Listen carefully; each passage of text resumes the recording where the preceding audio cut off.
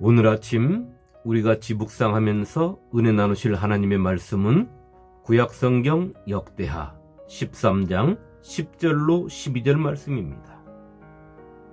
우리에게는 여호와께서 우리 하나님이 되시니 우리가 그를 배반하지 아니하였고, 여호와를 섬기는 제사장들이 있으니 아론의 자손이요 또 레위 사람들이 수종들아. 매일 아침 저녁으로 여호와 앞에 번제를 드리며 분향하며, 또 깨끗한 상에 진설병을 놓고 또 금 등잔대가 있어 그 등에 저녁마다 불을 켜나니, 우리는 우리 하나님 여호와의 계명을 지키나 너희는 그를 배반하였느니라. 하나님이 우리와 함께 하사 우리의 머리가 되시고, 그의 제사장들도 우리와 함께하여 전쟁의 나팔을 불어 너희를 공격하느니라. 이스라엘 자손들아, 너희 조상들의 하나님 여호와와 싸우지 말라. 너희가 형통하지 못하리라. 아멘. 하나님께서는 당신이 사랑하는 종 다윗 왕에게 말씀하셨습니다. 이스라엘 백성들을 하나님의 공의로 다스리고 하나님을 경외함으로 다스리라고 말입니다. 여호와의 영이 나를 통하여 말씀하심이야. 그의 말씀이 내 혀에 있도다. 이스라엘의 하나님이 말씀하시며 이스라엘의 반석이 내게 이르시기를, 사람을 공의로 다스리는 자, 하나님을 경외함으로 다스리는 자여, 그는 돋는 해의 아침빛 같고 구름 없는 아침 같고 비 내린 후에 광선으로 땅에서 우미 돋는 새풀 같으니라 하시도다. 사무엘하 23장 2절로 4절 말씀입니다. 다윗 왕은 하나님의 이 말씀을 따라 하나님을 섬겼고, 이스라엘 백성들을 하나님을 경외하는 두려움을 품고 자신이 죽음을 맞이할 때까지 하나님의 공의로 다스렸던 것입니다. 그러나 그의 아들 솔로몬은 그렇지 못했습니다. 하나님께서 기뻐하시는 하나님의 지혜를 구하고 하나님께서 기뻐하시는 하나님의 성전을 지었지만, 그의 부귀영화가 자신의 이름을 주신 하나님을 만홀히 태하게 한 것입니다. 그렇기 때문에 자신의 아들 르호보암 시대에 하나님의 말씀대로 통일왕국 이스라엘은 남쪽 유다와 북쪽 이스라엘로 나뉘게 되고, 남쪽 유다는 르호보암 왕이, 북쪽 이스라엘은 여로보암 왕이 다스리게 된 것입니다. 성도 여러분, 솔로몬의 아들 르호보암이 죽고 그의 아들 아비암이 유다의 왕이 되었습니다. 그런데 이때를 틈타 북이스라엘의 왕 여로보암이 80만 명의 대군을 이끌고 유다에게 전쟁을 일으킨 것입니다. 그러자 유다의 아비암 왕은 40만 명의 군대를 모으고 전투에 나섰습니다. 그리고 오늘 우리가 읽은 말씀을 한 것입니다. 한마디로 말해서 너희가 싸우려고 하는 우리는 하나님의 군대이며 너희는 지금 하나님과 싸우려고 하고 있다. 너희가 하나님과 싸워서 상대가 되겠느냐? 싸우지 말고 너희 나라로 돌아가서 너희의 생명을 보존하라는 것입니다. 그러나 북이스라엘의 여로보암 왕은 그의 말을 듣지 않았습니다. 그에게는 이 전쟁에서 충분히 이길 자신이 있었기 때문입니다. 그것은 자신들이 남유다의 군사보다 2배나 많은 숫자이고 자신의 군사는 큰 용사들이기 때문이었던 것입니다. 아비야는 싸움에 용감한 군사 40만 명을 택하여 싸움을 준비하였고, 여로보암은 큰 용사 80만 명을 택하여 그와 대진한지라. 역대하 13장 3절 말씀입니다. 그런데 이 전쟁은 북이스라엘의 대패로 끝났습니다. 남쪽 유다도 북쪽 이스라엘도 똑같이 하나님의 백성인데 왜 하나님께서는 남쪽 유다의 손을 들어주셨을까요? 이 말씀에 유다가 승리한 비밀이 숨겨져 있습니다. 그때의 이스라엘 자손이 항복하고 유다 자손이 이겼으니, 이는 그들이 그들의 조상들의 하나님 여호와를 의지하였습니다. 열왕기상 13장 18절 말씀입니다. 이는 그들이 그들의 조상들의 하나님 여호와를 의지하였습니다. 그들의 조상들의 하나님 여호와가 누구십니까? 그 하나님은 자신들의 조상들과 언약을 하신 하나님을 말씀하고 있는 것입니다. 아브라함과 언약하신 하나님, 이삭에게 맹세하신 하나님, 야곱에게 세우신 율례, 곧 영원한 언약을 하신 하나님이신 것입니다. 그들은 그 하나님을 의지하였다. 다시 말해서 이 전쟁을 승리로 이끌어 주시고 자신들의 배나 되는 북이스라엘로부터 보호해 주실 것을 확신한 것입니다. 그런데 이러한 믿음과 확신이 어디에서 나올 수 있었겠습니까? 그것은 오늘 우리가 읽은 유다의 아비야의 왕의 말에서 찾아볼 수 있는 것입니다. 아비야가 말합니다. 첫째, 여호와께서 우리의 하나님이시다. 둘째는 우리는 여호와를 배반하지 않았다. 셋째는 제사장들이 아론의 자손들의 제사장들이고 레위 사람들이 그 예배를 수종 든다는 것입니다. 넷째는 매일 아침 저녁으로 여호와 앞에 번제를 드린다는 것입니다. 다섯째는 깨끗한 상에 진설병을 드린다는 것입니다. 여섯째는 금 등잔대에 저녁마다 불을 켜놓는다는 것입니다. 일곱째는 하나님의 계명을 지킨다는 것입니다. 여덟째는 하나님께서 자신들의 머리 곧 리더가 되신다는 것입니다. 이 말씀을 정리해보면 아비야 왕이 하는 말은 자신들은 자신들의 조상들이 믿은 하나님만을 믿으며 하나님 앞에 예배하는 삶을 살고 하나님이 자신들의 주인 되심을 인정하며 그 말씀의 뜻을 따라 살아간다는 것입니다. 그렇다고 하여 이들이 진정으로 아비야 왕의 말대로 하나님을 잘 섬겼냐 하면 그렇지는 않습니다.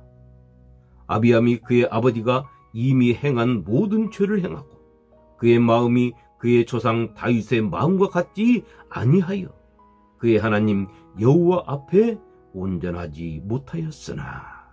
열왕기상 15장 3절 말씀입니다. 하나님께서는 당신을 향한 그들의 온전하지 못함을 다윗 왕을 생각하시면서 은혜를 입혀 주신 것입니다. 그렇다면 왜 여로보암 왕이 이끈 북이스라엘 군대에게는 50만 명의 군인들이 죽고 전쟁에서 패하게 하시고 결국에는 항복하게 만드셨냐는 것입니다. 그것은 북쪽의 여로보암 왕과 이스라엘 백성들이 하나님을 떠났기 때문입니다. 하나님께서는 출애굽한 이스라엘 백성들에게 명령하셨습니다. 이스라엘 남자들은 1년에 3번은 예루살렘에 와서 예배를 드리라고 말입니다. 그런데 여로보암 왕에게는 하나님의 이 명령이 두려웠던 것입니다. 이스라엘 백성들이 예배를 드린다고 예루살렘에 왔다 갔다 함으로 인하여 자신의 왕의 입지가 약해지고 더 나아가서 왕의 자리를 빼앗기지 않을까 하는 불안감에 쌓이게 되었던 것입니다. 그래서 베델과 단에 금송아지를 만들어 놓고 그것이 하나님이라고 하며 그 금송아지를 섬기고 예루살렘에 올라가는 것을 막은 것입니다. 그리하여 이스라엘 백성들이 금송아지를 하나님으로 섬기고 여호와 하나님을 떠나게 된 것입니다. 여로보암 왕은 왕의 자리에 연연하다 보니 누가 이스라엘의 왕으로 자신을 세웠는가를 잊고 만 것입니다. 그가 진정 하나님을 믿었다면 하나님께 그 문제를 놓고 기도했어야 하는 것입니다. 성도 여러분, 하나님께서는 아브라함에게 말씀하셨습니다. 너는 내 앞에서 행하여 완전하라. 창세기 17장 1절 말씀입니다. 이 말씀을 다시 말씀드려보면 너는 내 앞에서 충실하고 떳떳한 삶을 살아라. 이러한 말씀인 것입니다. 우리가 어찌 하나님 앞에서 완전하게 살 수 있겠습니까? 그런 마음으로 살아가는 것이지요.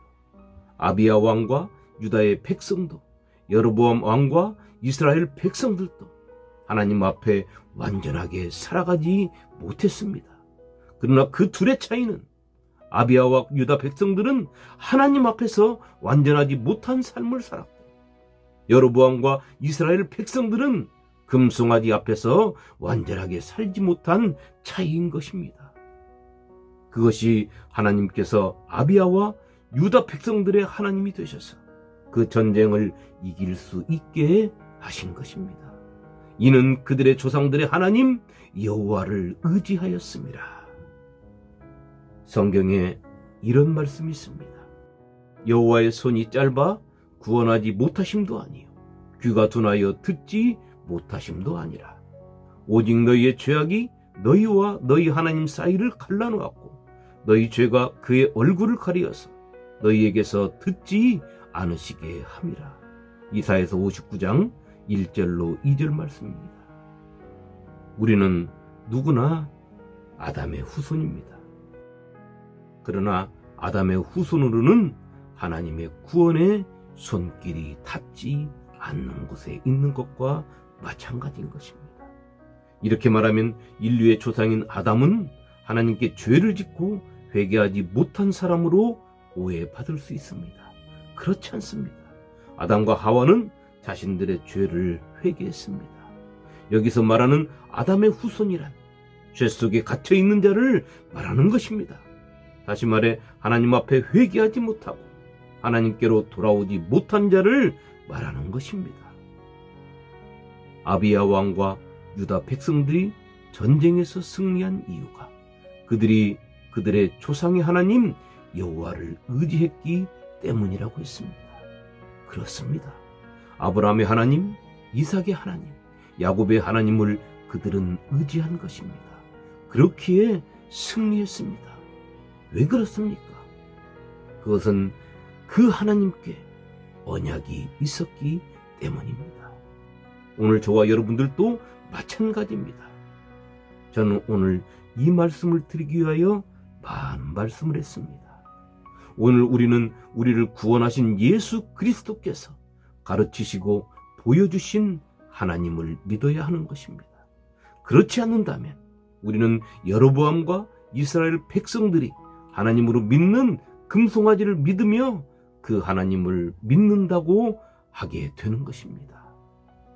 그렇다면 참 하나님, 언약의 하나님을 어떻게 알고 바로 믿을 수 있습니까? 하고 물을 수 있습니다. 그것을 2000년 전 우리 주님께서 주여 어디로 가시나이까? 우리는 주님이 어디로 가는지 알지 못하나이다 하고 묻는 제자 도마에게 말씀하신 것입니다. 내가 곧 길이요 진리요 생명이니 나로 말미암지 않고는 아버지께 올 자가 없느니라. 요한복음 14장 6절 말씀입니다. 나를 구원하신 예수님께서 가르쳐 주시고 보여주신 하나님을 믿는 신앙, 그 하나님께 참된 예배를 드리는 삶, 그 하나님이 나의 주인 되심을 고백하는 마음과 삶, 이 신앙이 될 때 하나님께서 다윗을 생각하시며 그의 자손들의 잘못을 용서해 주시고 참아 주셨듯이 우리의 잘못을 예수님의 십자가의 죽으심을 생각하시며 사랑으로 용서하시고 참아 주시며 우리를 보호하시고 인도해 주시는 것입니다.